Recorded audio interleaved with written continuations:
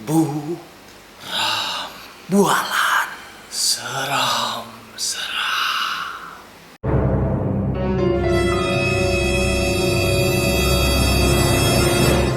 Hey bro, Malam Brota. brother and sister. Malam hari ini di Buram episode keempat. Dan kali ini maybe Aha. agak sedikit lucunya. Ada juga. Tapi ada, dan lucu kali ini kayaknya bukan dari plesetan kita. Iya. Tapi emang bener-bener ada satu paket dalam pengalaman. Nah, itu dia. Mungkin kemarin kita jalannya sendiri-sendiri. Nah, Dan sekarang ceritanya saat kita udah ketemu. Karena emang kita dulu sempat terpisah ya. Iya. Jadi pas ketemu ini kejadiannya di mana deh? Ceritakan. Di Kepulauan Riau. Oke, ini awalnya cerita dari aku dulu ya, karena ini nyambung ceritanya. Jadi memang di Kepulauan Riau itu sendiri kan pindah nih ya, dari Palembang pindah ke Kepulauan Riau. Memang kebetulan orang tua dinas. Nah, di rumah ini karena kan kita orang baru. Orang baru otomatis suasananya baru. Nah, di situ di rumah itu dalam beberapa waktu itu kita mengalami namanya gangguan. Yang ngerasain itu ibu aku. Ibu tuh selalu ngalamin yang pertama dengar suara lampu itu dicetrekin sendiri. Padahal itu udah dimatiin, tiba-tiba nyala. Cetak-cetak itu. Nah, cetrek itu yang pertama. Ibu tuh yang ngalamin. Ini aku dengar cerita dari ibu dulu. Nah, kedua di rumah itu ibu sempat lagi bersihkan kursi duduk ya kan, kursi apa sih bilangnya, pokoknya kursi yang dudukan, kursi dapur gitu, tiba-tiba ngejengkang sendiri kayak ditarik. iya. Nah itu sama di ruang makan juga sama. Nah di ruang makan itu ibu juga digituin, telentang sendiri. Dan itu ibu nggak mau cerita dulu sama aku. Sampai di suatu waktu aku juga ngalamin yang sama, gitu loh. Persis. Dan itu ngejadiannya aku berdua sama ibu di rumah. Kejadiannya sama-sama. Sama-sama. Oke. Ingat banget kalau di rumah itu lampu itu udah aku matiin. Karena mau tidur di kamar ibu. Karena aku ngerasa kenapa ya di kamar aku tuh lagi gak nyaman. Oke. Jadi tahu kan? Tahu. Kalau kamar yang ini kan kamar Mbak, ya kan? Kamar yang sana kan pojokan kamar aku gitu kan. Dan memang aku takutnya karena setiap jam 2 malam aku pasti kebangun. Dan itu aku dengar suara anjing melolong. Gitu. Kayak gitu. Nah, dan hari itu aku takut banget. Akhirnya aku minta tidur di kamar sama ibu. Karena posisinya waktu itu bapak lagi nggak ada di rumah kalau nggak salah, lagi ada dinas di luar kota ya kan. Nah itu udah matiin lampunya, tiba-tiba nyala, cetak nyala. Aku tanya ibu dengar nggak? Ibu bilang iya, ibu dengar. Ini mau aku matiin lagi nggak? Nggak usah, kata ibu. Akhirnya udah dari situ ya kan. Aduh, Aku merinding karena ada di posisi itu juga. nah itu. Terus selang beberapa waktu bapak udah pulang juga. Nah anehnya gitu ya kan, itu pas aku lagi sekolah kan, bapak pasti jam istirahat pulang kan ke rumah sama ibu juga. Tiba-tiba itu bapak juga ngalami tuh, melihat sendiri dengan mata kepalanya gordeng nih kayak gini nih. Tapi yang lebih berat lagi, bisa jatuh sendiri. Nggak ada apa-apain kan? Nggak ada apa-apa. Angin juga nggak ada. Nggak ada angin, nggak ada apa-apa. Itu jatuh juga. Nah terus, akhirnya udah kejadian ini berkali-kali ya kan, berulang-ulang. Akhirnya nanya sama saudara juga ya kan, mau di gimana ini gitu ya kan rumahnya nih. Akhirnya ditanya lah, disuruh taburin garam ya kan, kelilingin rumah. Itu aku ada dengar cerita itu konyol sih. Iya. Terus Kelilingin rumah ya kan, baru dipel juga ya kan. Nah ternyata salah. harusnya dipel dulu, baru ditaburin garam. jadi ibaratnya Ini dikurung dulu. dikurung dulu, baru dibersihin. Nah dia nggak bisa keluar. Dia nggak bisa keluar, dia kepanasan katanya. Itulah kenapa yang gorden itu jatuh. Karena awalnya udah kayak gituin gitu loh. Udah ya karena kan rumah baru orang baru ya kan. Jatuh itunya karena dia marah gitu, kepanasan gitu katanya. Dan akhirnya dicari juga sumbernya gitu ya kan. Coba dicari-cari di atas jendela atau di ventilasi ada nggak barang-barang apa gitu yang memang tinggalan dari orang sebelumnya gitu katanya. Dicari-carilah gitu kan. Nah ternyata ada barangnya. Jadi kayak ya apa ya bilangnya, kalau orang kita bilangnya jimat kali ya. Nah kayak ada tulisan.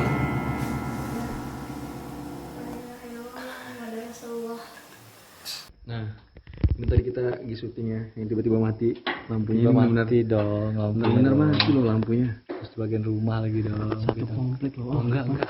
Komplek depan hidup. Anjay. Komplek sini aja yang mati. Moga banget nih.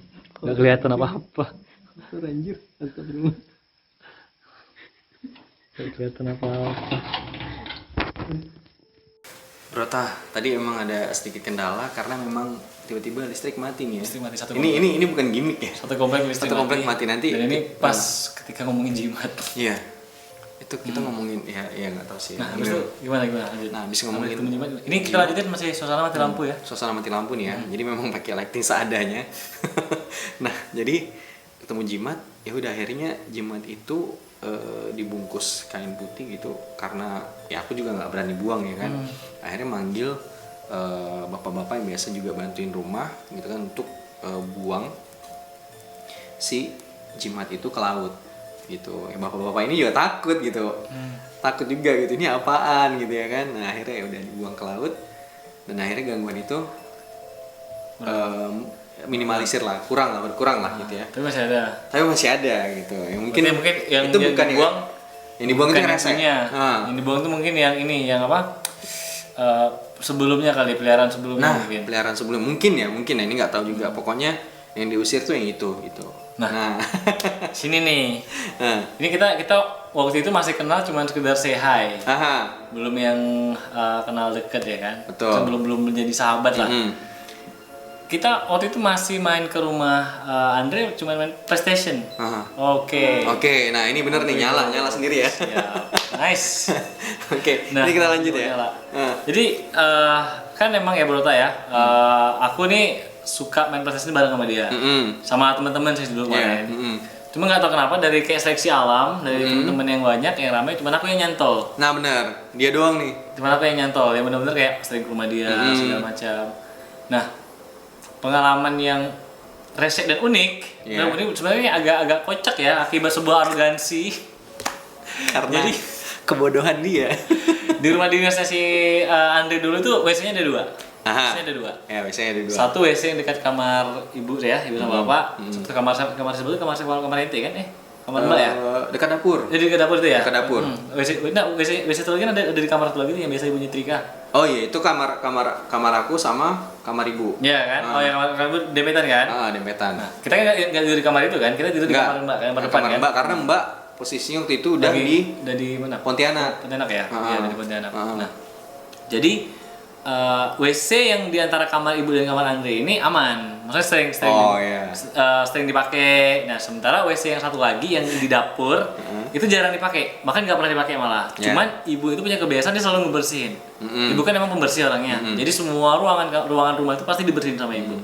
Waktu itu ibu sama bapak lagi keluar kota, kayak lagi dinas keluar kota. Aku nginep nih sama dia nih. Dia udah bilang nginep di rumah. Aku ajak dia kan. Karena aku lah gitu. PlayStation ya kan kayaknya. Nginep lah nih, datanglah ke rumah si Andre ini waktu itu. Malam-malam. Mana kalau pergi ke rumah dia lewat medannya juga mengerikan. Oh iya. Iya. Ini kita mau cerita itu atau mau ceritain di rumah ini? Ini kan satu paket gak sih, Pak? Oh, satu paket. Iya benar.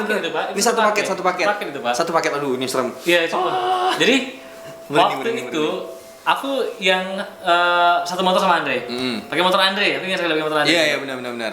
Jadi di situ tuh ada satu wilayah yang turun bukit, di mana turun bukit itu terkenal sangat angker sekali. Bukan minuman ya, terkenal sangat angker tempatnya. Jadi aku turun bukit kan, biasa. Aku tuh punya kebiasaan kalau bawa motor, misalnya kayak gini nih ya, Brota ya. kalau ngobrol sama orang tuh kadang suka nengok mukanya gini. Iya. Ya, aku kayak gitu ini. Iya. Gimana gitu ya. Nyantai bareng. Nah, emang kebetulan waktu itu ini aku ingin, aku males banget bawa motor. Iya. Nah, aku suruh dia bawa motor. Waktu itu aku yang bawa. Padahal bawa bror gitu. Bawa bror aku bilang kayak gitu. Males bawa motor aku bilang. Jadi berdua ngobrol biasa, kita lupa sih ngobrol apa, ya kan? Mau ngobrol. Aku ngeliat muka Andre. Aku gini oleh Andre itu mukanya datar. Anjir, itu yang Iya. cerita. Aduh, itu rumahnya merinding nih. Merinding.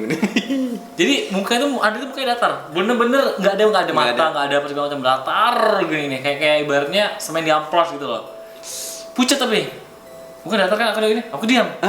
Si Andre masih ngomong tapi suara Andre gitu. Iya, makanya aku tanya dia. Iya, dia Aku nanya.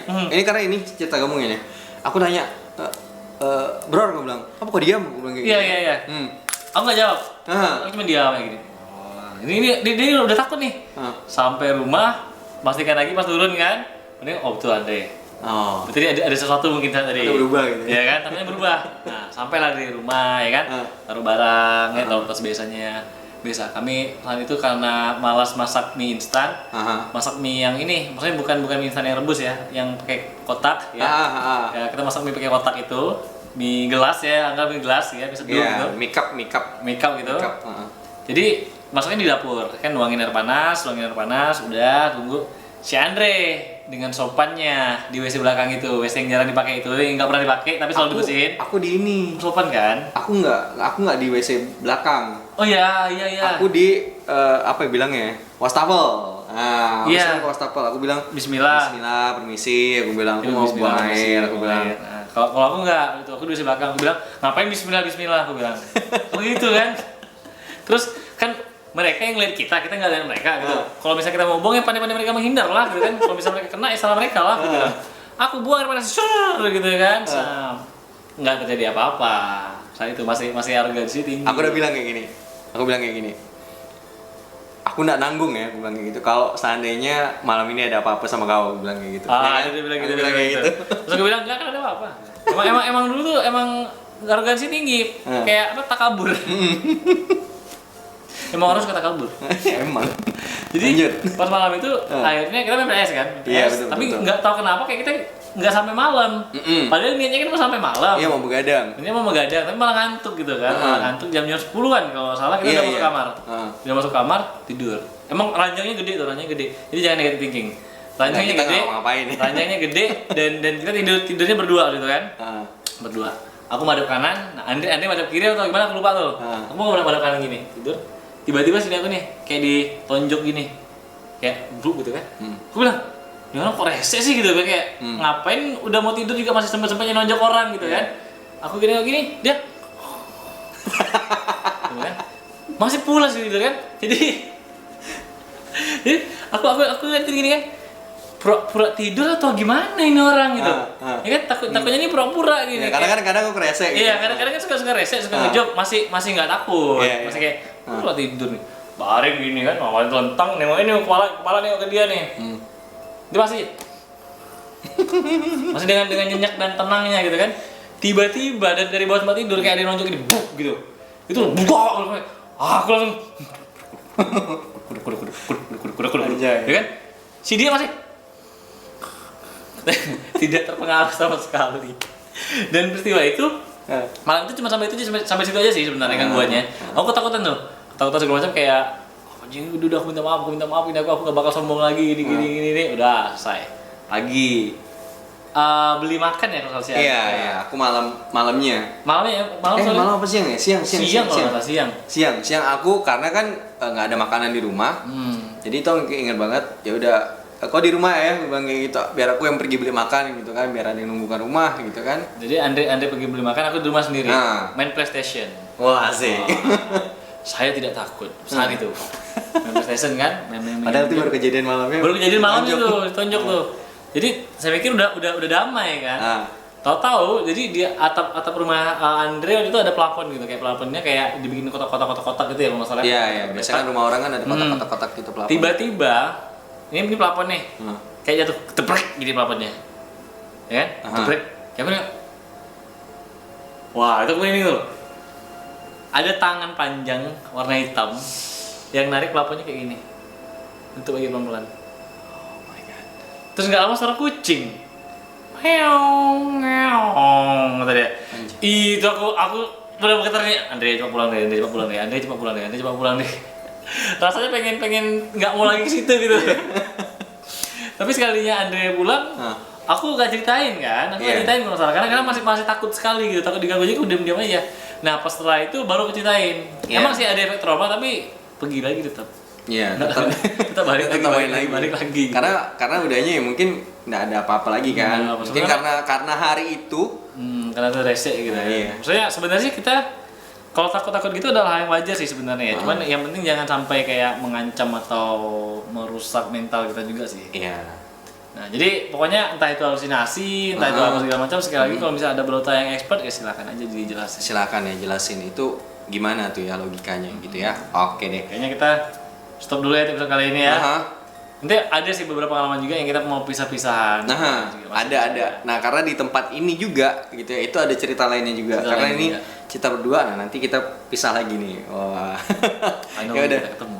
Nah, pokoknya sampai ketemu nanti di episode berikutnya untuk Buram ya. Pokoknya buat Broto juga kalau misalnya mungkin ada pengalaman horor juga gitu yang mau di-sharing aja ntar kita bacain komentarnya. Atau mungkin nanti ternyata ada pengalaman yang sama juga. Nah, silakan deh komentarin, sukain dan juga langganin.